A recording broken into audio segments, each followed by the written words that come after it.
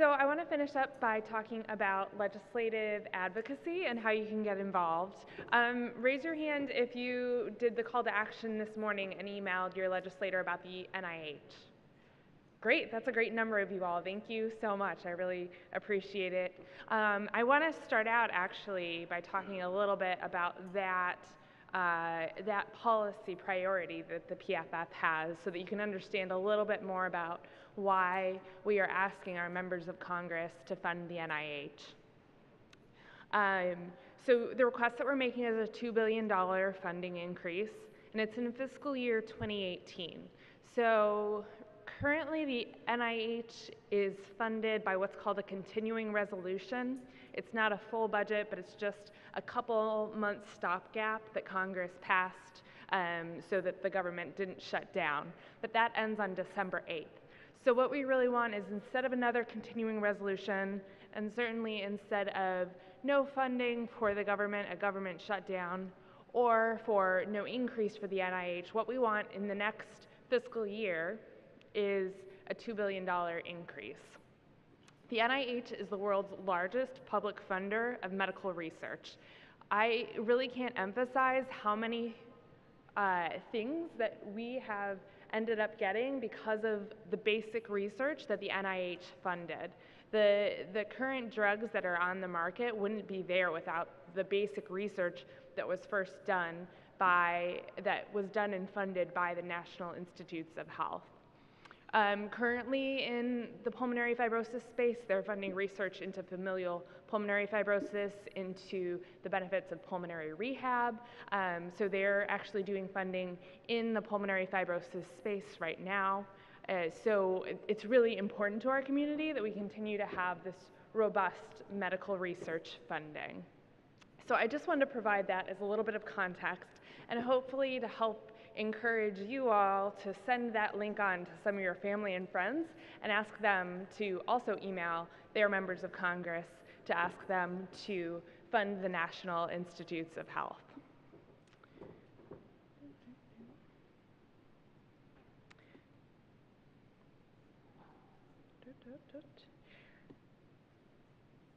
Where am I at? Sorry.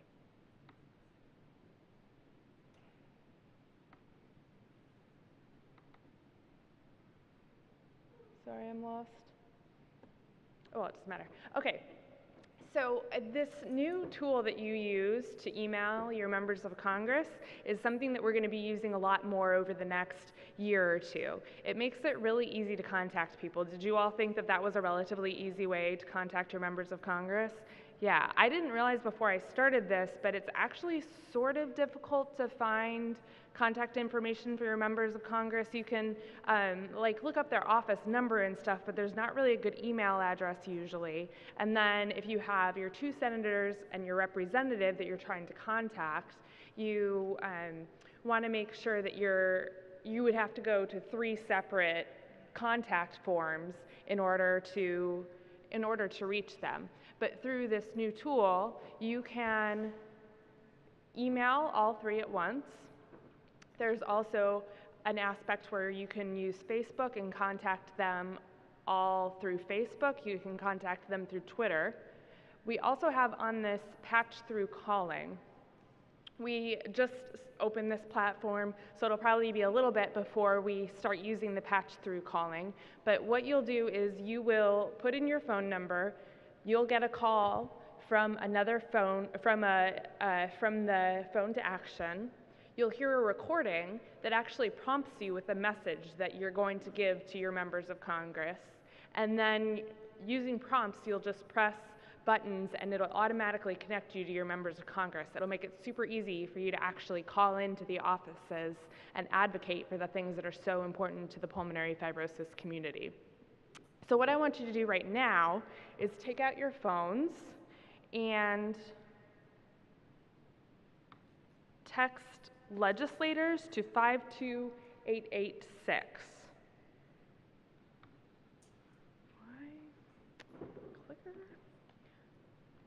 So that's actually on your resources page that you have. Did everyone get one of those Did everyone get a resources page?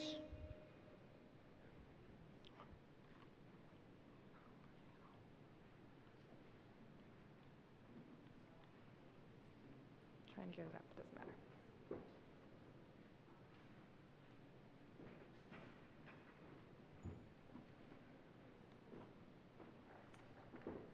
Okay, so if everyone got a resources page, you can see here in the middle, if you text legislators to 52886, then you're going to get a message back. You will click on the URL, the link in that message, and then you will be able to fill in your information so that you can get back your members of Congress, all of your members of Congress information. You can find out who your 2 senators and your House of Representatives representative is. So,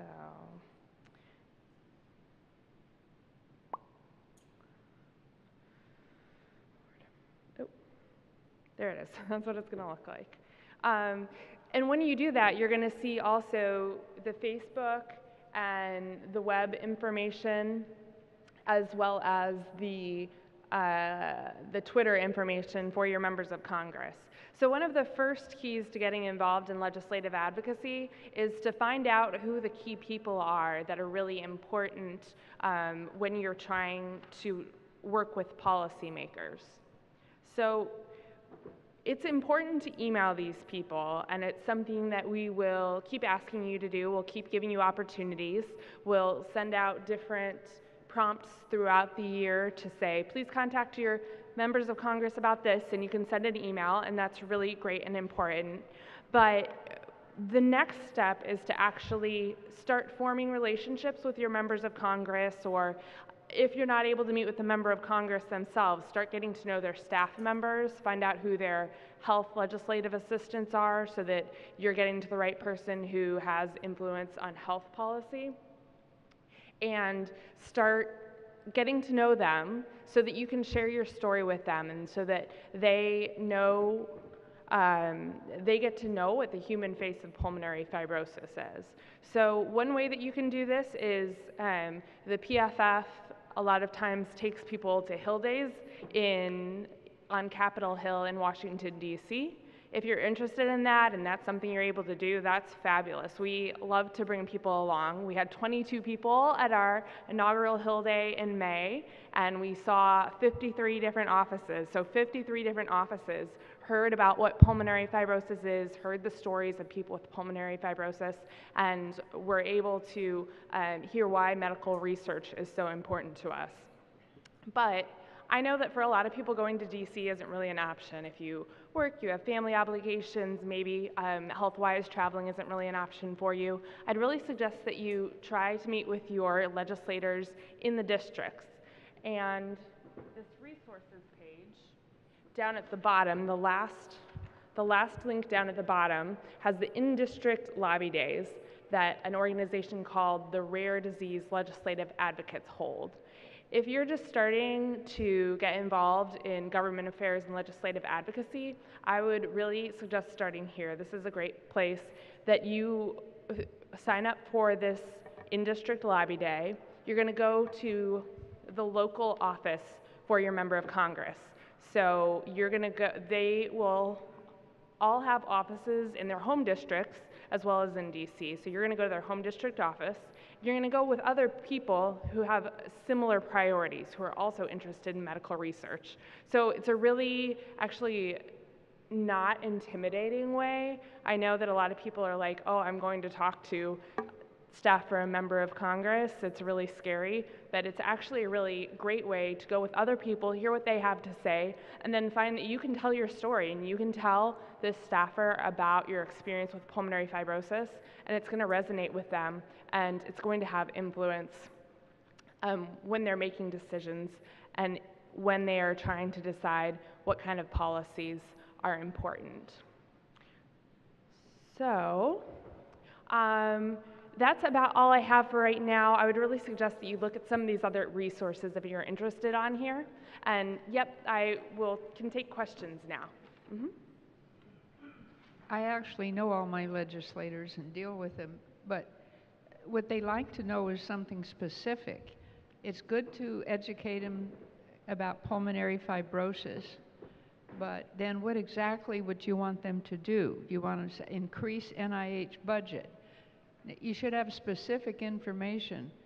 You know, how much money is going to pulmonary fibrosis now and why we want to increase it. If they ask you how much is going and you're just, duh, you know, just a message of increasing NIH budget doesn't grab them. Everybody says that. So it seems the PFF should give us some detailed information about, you know, the current level of funding, Right. anything specific. Sometimes there's specific bills that would, you know, impact PFF funding, and it's wonderful to get to know about it, but you can't just say, give us more money.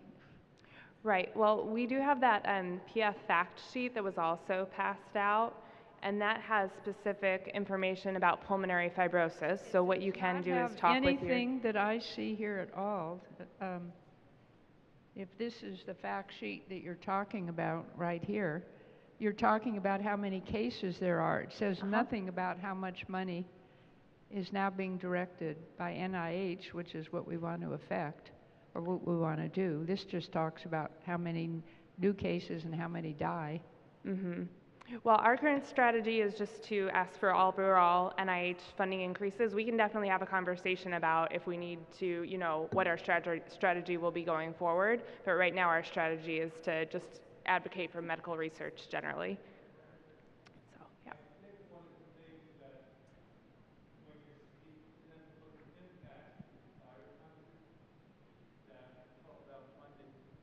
NIH, because they're helping new researchers come along, which may be PF, it may be leukemia, it may be scleroderma, but we're talking to really support the foundation of research in the United States, which, was it for 10 years, there was no increase in funding?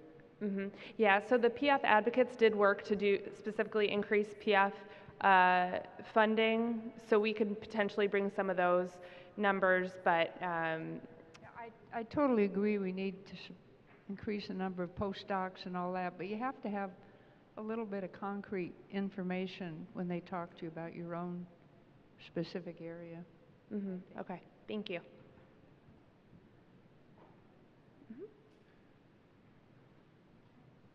What is the way that the Pulmonary Fibrosis Foundation is planning to or has built a legislative agenda? Because I think earlier somebody mentioned about the potential of tax reform or whatever it actually is. That will have a huge impact if changes go through. We also have a lot of folks who don't have good health insurance, so that the connection with the Affordable Care Act for people in this the pulmonary fibrosis community. And then thirdly, the lack of emphasis and resources and research on better oxygen is alarming. And that seems to me something that we should have a very strong platform about and a legislative strategy. Okay. So. Yep. So I didn't go into all of this because I just was limited for time, so I didn't emphasize it. But we do actually have reimbursement of pulmonary rehab programs and also supplemental oxygen. And I can say you can look in the next, I would say 6 weeks to possibly as far as 2 to 3 months for our specific strategy on supplemental oxygen, because we know that that is unacceptable. I'm going to go back a little bit farther. How do we determine the legislative priorities? That is something that we work with our board of directors, Bill Schmidt, who has a background in government affairs. We're working with PFA and with their pro bono team who's in Washington and knows what's most important. And then I work also with the PFF Daughters, which is a volunteer group, and I hear from their priorities, so I can bring that information in. So we try to get input from everyone. and then of course the leadership team makes the final decision. But on those other two issues that you were speaking about, the ACA and potentially the orphan drug tax credit, is that what you were thinking about? Oh, and all medical expenses?